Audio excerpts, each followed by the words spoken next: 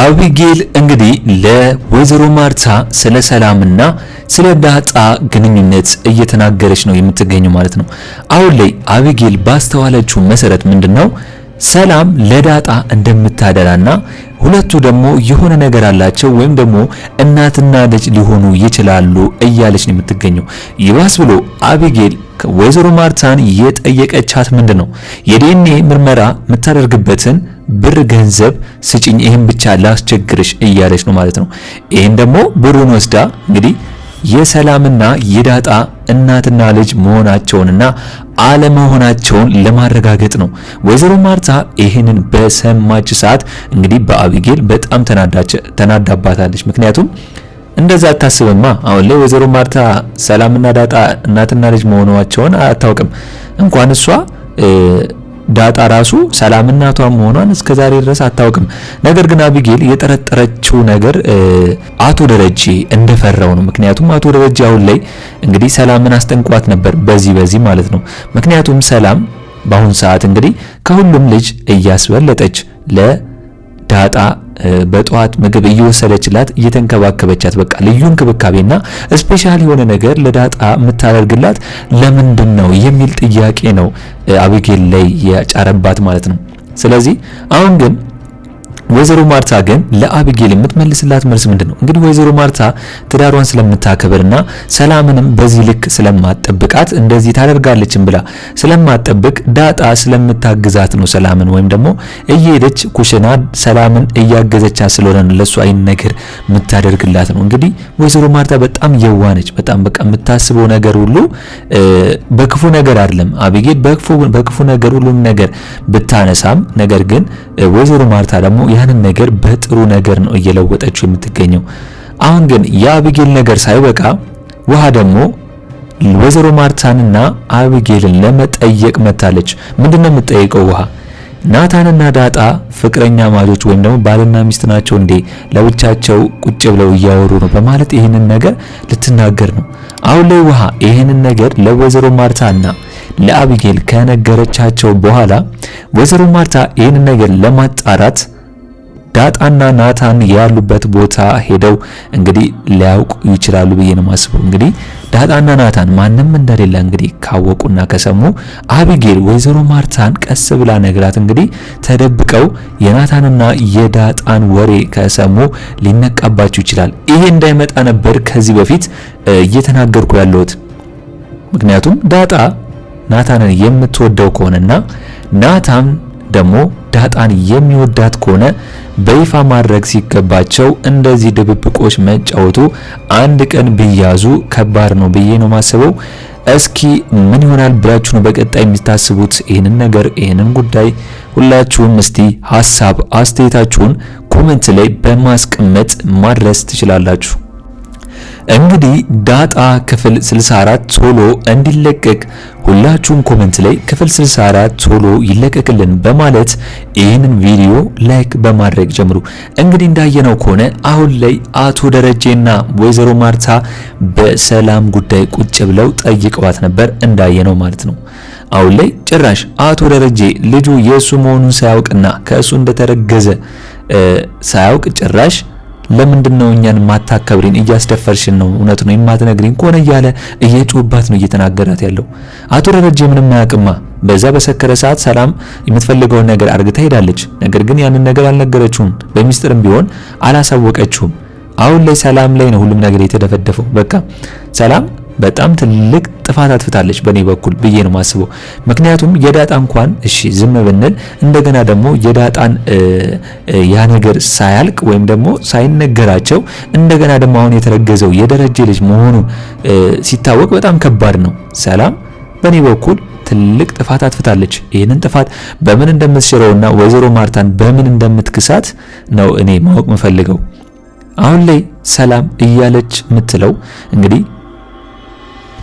በምጤ ሰዓት ነው ሁሉም ነገር የምናገረው ወይም ደግሞ ምጤ ሲመጣ ነው እውነቱን የምናገረው የልጁን አባት የምናገረው እያለች ነው የምትገኘው። እንግዲህ በዛ ሰዓት አሁን ላይ አቶ ደረጀ ነው የልጁ አባት ብላ ብትናገር ወይዘሮ ማርታ ምን ትሆናለች? በዛ ሰዓት ፌንት አትበላም? የሆነ ነገር አትሆንም? እንግዲህ አስቡት እስቲ እስከዛሬ ድረስ ደብቃ ሰላምን እንግዲህ እንደ ሰራተኛ የምታያት ሴትዮ እንግዲህ አሁን ላይ ሰላም ከደረጀ 2 ሰው ወለድኩ ብትል ወይዘሮ ማርታ በሷ ቦታ ምን ይሰማታል? እንግዲህ አንዳንዴ ነገሮች እንደዚህ ሊሆኑ ይችላሉ። ወይዘሮ ማርታ በራሷ በኩል ለማሁን ላይ አቢጌል የደረጀ ልጅ ካልሆነች ቢያንስ እንኳን ከዳጣ ጋር አንድ እኮ ይሆናሉ ብዬ ነው ማስበው፣ በኔ በኩል ማለት ነው። ቢያንስ እንኳን ይሄ ነገር ከተረጋገጠ። ነገር ግን አሁን ላይ ወይዘሮ ማርታ በደረጀ ላይ ምንም ነገር ሳታደርግ ምንም ሌላ ቦታ ሳትሄድ እንግዲህ እንደሚታወቀው ሁለቱን ከወለደች በኋላ ልጅ እምቢ እንዳላት ይታወቃል። ስለዚህ ወይዘሮ ማርታ የምታስበው በምንድን ነው? ከኔ ሌላ ልጅ ስላላገኘ ሰላም ጋር ሄደ ነው እንጂ ብላ የምታስበው ሰላም በዛ ሰዓት አስገድዳው ወይም ደግሞ ፈልጋ እሷ አቶ ደረጀ ሳያውቅ ያንን ነገር እንደተፈጠረ ላታስብ ትችላለች።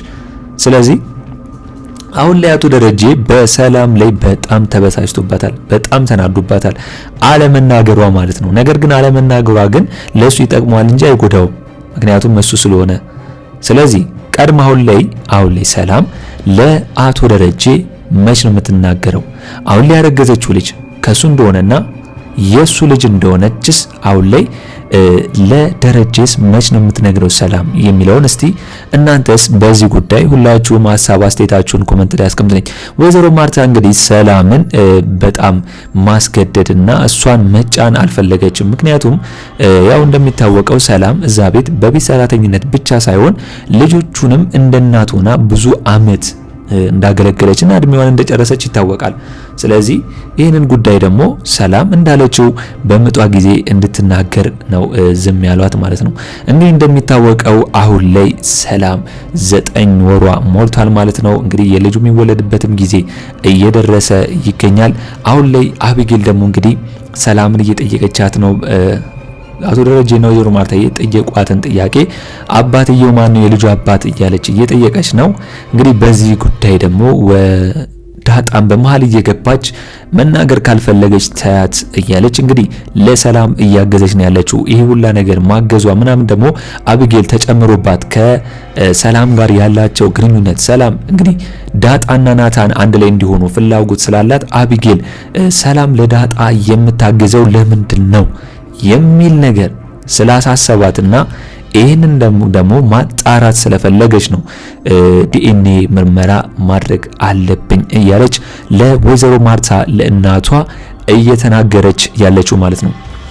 እንግዲህ ለሰላም የአጥር ወፍትስ አትስማሽ እያሉ በደማቅ ሁኔታ አክብሯል ማለት ነው። እንግዲህ እንደሚታወቀው ከጊዜ ወደ ጊዜ ከምዕራባውያኑ ዓለም የመጣው ነገር አለ። እንግዲህ እሱ ምንድነው? ቤቢ ሻወር የሚባለው ነገር ማለት ነው።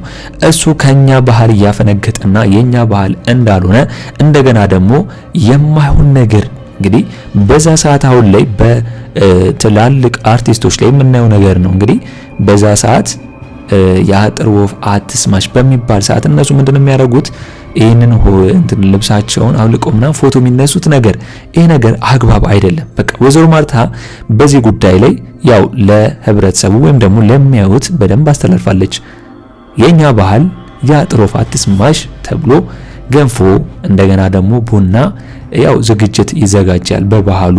እንደገና ደግሞ ቅቤም ይቀቧታል እሷን ማለት ነው እንጂ ቶሎ እንድትወልድ በምንም ሳያማት እንድትወልድ ጥሩ ምኞት መመኘት ነው በዛ ባህል የሚደረገው በዛ ሰዓት እንጂ አሁን ላይ ቤቢ ሻወር እየተደረገ የሚደነሰው የሚጨፈረው ከባድ ነገር ነው ብዬ ነው ማስበው። ስለዚህ በዚህ ጉዳይ ደግሞ እንግዲህ ያንን መልእክት አስተላልፈዋል ብዬ ነው ማስበው። በጣም ትልቅ ትምህርት ነው ወይዘሮ ማርታ በዛ ጉዳይ ያስተላለፈችው ማለት ነው።